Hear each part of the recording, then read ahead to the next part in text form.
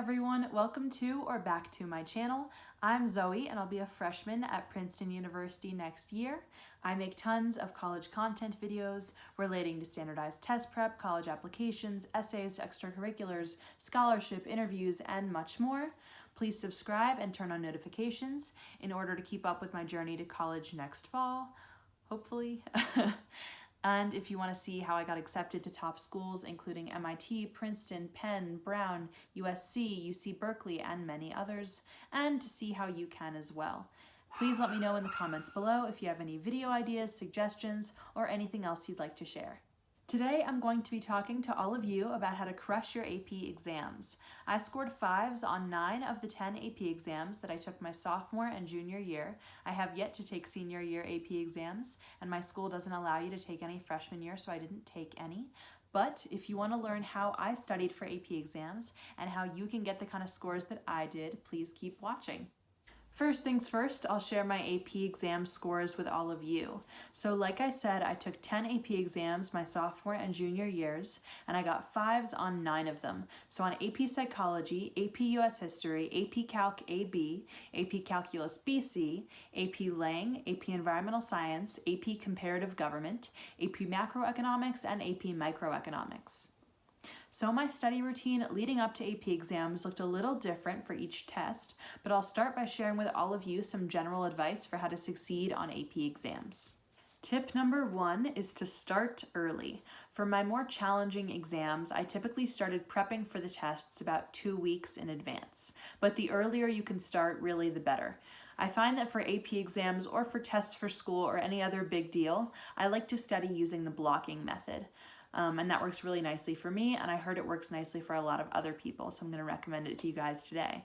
So what you want to do for that is figure out how much time you need to put into the exam to prep, and then build up to the day of the exam in terms of the time increments that you spend studying. So maybe your first day of prep is only going to be 15 minutes, then day 2 is 20, then day 3 is 30, and so on until you get kind of a big chunk of time the day before, and that you feel totally prepared for the test, you've covered all the material, and you make sure that your schedule works out for you. My second tip is to set a schedule for yourself, kind of similarly. You want to force yourself to sit down, ideally around the same time frame each day, so like 6 p.m. every day you sit down and study. But the whole goal here is to commit yourself to however long you're going to be studying for, and do that on a consistent and regular basis.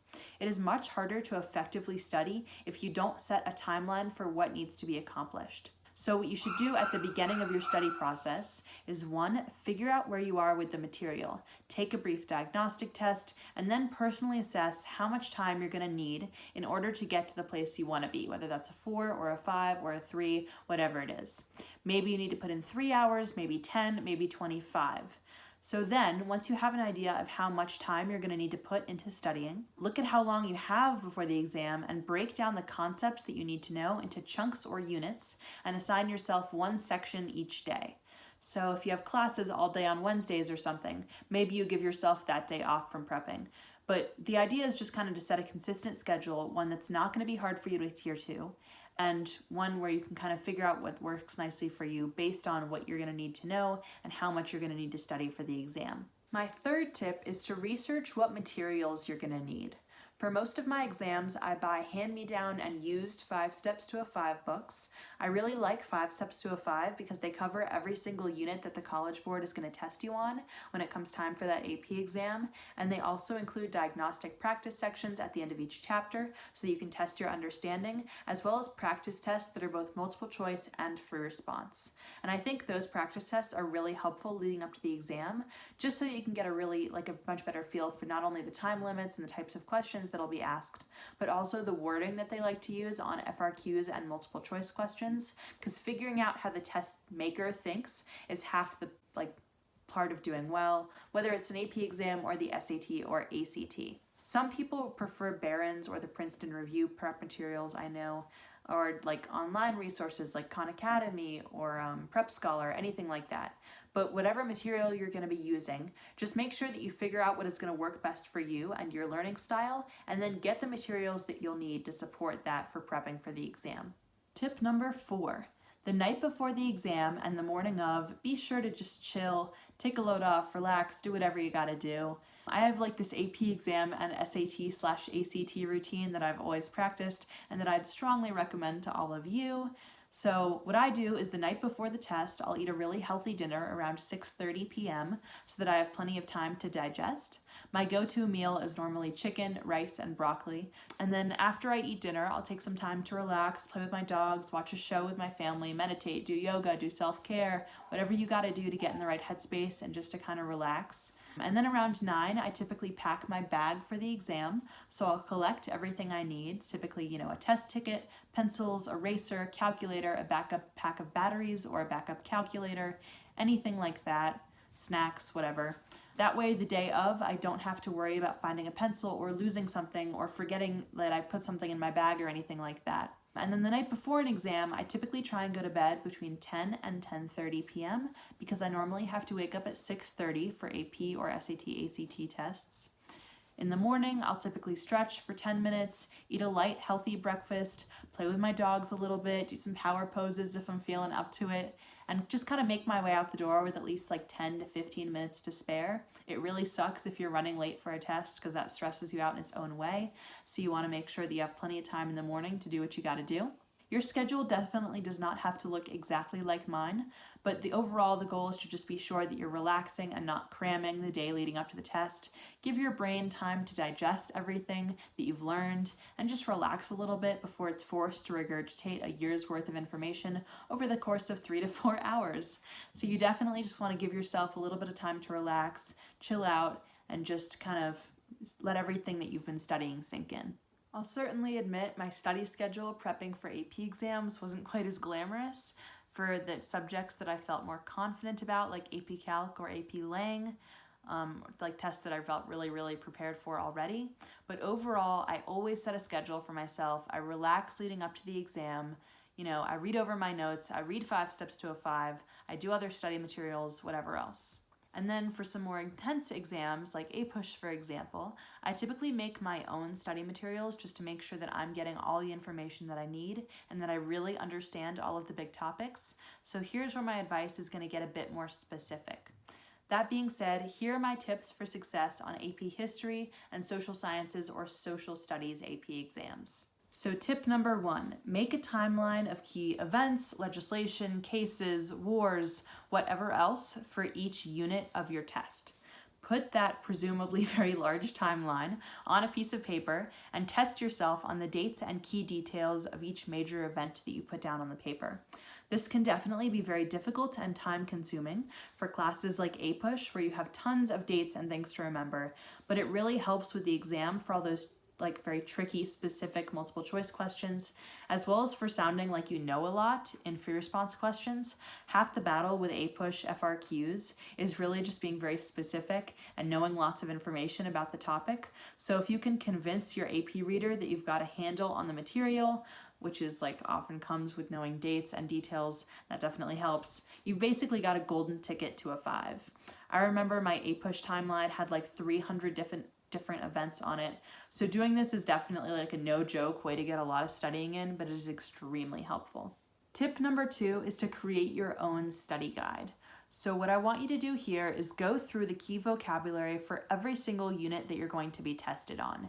If your class doesn't do vocabulary or you don't have access to that, just head to Quizlet and look through each unit. There's certainly stuff for APUSH and a ton of other AP exams that'll go unit by unit with all the key terms that you need to know. So then what you're going to do is print out a list of all the terms for every chapter, as well as the definitions for each key term.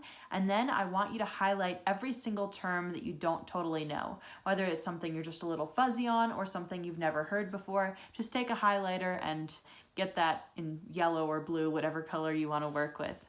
So each day when you're eating lunch or have 5 minutes at the end of class, or if you're getting ready for bed, whenever works for you, just run through a few units of the vocab that you have highlighted and try and do your best to remember those definitions. What I think is a really important tool here is to create mnemonics or some other mental trick that is going to work for you to remember the definition and link it to the term in some way. I always remembered, for example, the Tea Act was instituted in 1770 T, 1773. Get it? Anyway, like create a mnemonic or some other kind of mental trick that is going to work for you. Also, I know the names of old white dudes are super hard to remember, so I always had kind of like funny little tricks that I would use to remember how a person linked to a specific topic or concept that I was supposed to know, and that just kind of like helped me remember their name with a connection to what they did and why I was studying them in that class. Like in my AP Psych class, for example, Freud, I always called Freaky Freud because he's like sexual psychoanalytics. Pavlov was Pavdog, he did the dog experiment. Carl Rogers was like Mr. Rogers, I think, because he was like so self-actualized, etc. Anyways, create these little things to associate a word with its definition, and then that's going to help you get that sucker into your long-term memory and ultimately get the score that you want on the AP exam. Another big tip I have for you guys is to look online at past free response questions for your AP exams. This will really help you get a feeling for the wording of the prompts. So what you should do is not simply just look over the questions they asked, but also read over sample top scoring essays. The readers will give that to you as a part of the packet of information that they post on College Board's website. And they also publish scores feedback on the prompts and the essays that were submitted. The feedback is typically chock full of insight as to what the readers are looking for and do's or don'ts for FRQs on the exam. And if you can steer clear of the don'ts and, really emulate what the top scoring students wrote about, how they wrote about it, what kind of information they included, etc., you're in the clear. My fourth tip is to skim your notes at the end of the year for really big concepts in the class. Typically, especially with like social studies AP exams, if you have a grasp of the big topics, you can succeed on the free response questions simply by kind of finding a way to link the prompt to one of the big ideas that you're really knowledgeable about. For APUSH, the big topic that I really liked, that I really understood very well, that my teacher went over in really big detail, was the Gilded Age. So I picked an FRQ prompt because they give you a couple options for the prompt for the argumentative essays for APUSH, for example. So I picked a prompt that I thought could link in some way to the Gilded Age, and therefore when it came to writing my essay, I had a lot to talk about. I knew a lot of information about the topic, and I was able to really convey the information that I knew in a convincing way just because I kind of cared about that section of history more, because I knew it the best, all that good stuff. For econ exams, it all kind of connects back to the supply and demand model. For AP United States government, for example, you'll want to focus on the Constitution, major Supreme Court cases, amendments. For AP comparative government, you'll really want to focus on the connection and the comparisons between the UK government's model and China's, because those are kind of the two world powerhouses that the tests focus on, and it's kind of the easiest for us to understand coming from a US perspective. But overall, what you're going to do for any AP social science or history class is look through your notes and get a feel for the biggest topic in the class or in each unit, and then spend most of your time and energy really trying to nail those big ideas, because chances are you're going to be able to find a way to talk about that big idea in an FRQ, and they'll show up a lot in multiple choice questions. So if you really have a solid grasp of those key concepts that are laid out for you in the units, then you're going to be able to succeed on the exam pretty easily. So that covers all my tips for AP social science courses. Now let's go over some of my advice for those math and science AP tests. So my first tip is to go through your notes and highlight the important equations, theories, ideas, etc. Write all of these important concepts down on a separate sheet of paper with color or highlights, ideally very neatly, whatever's going to help you remember those topics come exam day and in terms of your studying. But knowing those equations and theories that are going to really show up in the class and then show up on the exam is the key to getting a 5. Similarly to my other tips, when you're snacking, in bed doing nothing, brushing your teeth, between shows on Netflix, whatever time is going to work for you, whip out your master sheet of topics and equations and such, and just kind of brush up on them. My second tip is to take practice tests and do as many practice multiple choice questions and free response questions as you possibly can.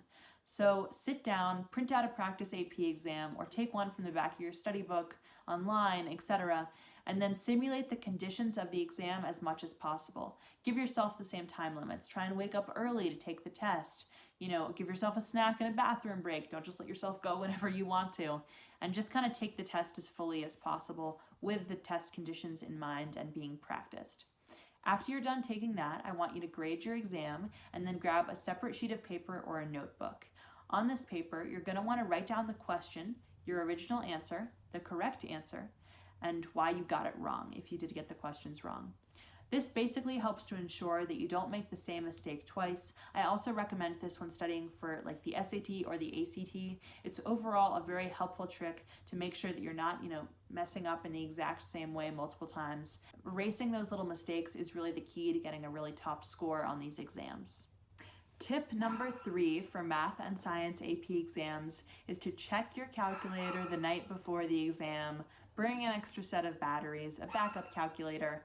It is not going to be fun for you if your calculator dies in the middle of the AP Calc BC exam. It didn't happen to me, but it did happen to a friend of mine who was also taking the test. So please, please, please, please, please ensure that that does not happen to you, because if you want your 5, that's not only going to mess with your time, but it's going to mess with your head, it's going to stress you out, and none of us want that for you. Okay guys, so those were my tips on how to prep for AP exams. I hope you found them helpful and that you all go get your 5s on AP exams in the next few weeks. Just remember, you got this and I believe in you. If you found my advice in this video helpful, please give this video a thumbs up and then subscribe to my channel to get a first look at all my future college content. If you want tips on how to prep for specific exams or have suggestions for other videos that you'd like me to make, please leave a comment below in the comment section. Good luck to all of you on your upcoming AP exams and go crush it. I'll see you guys next time. Have a good one and bye.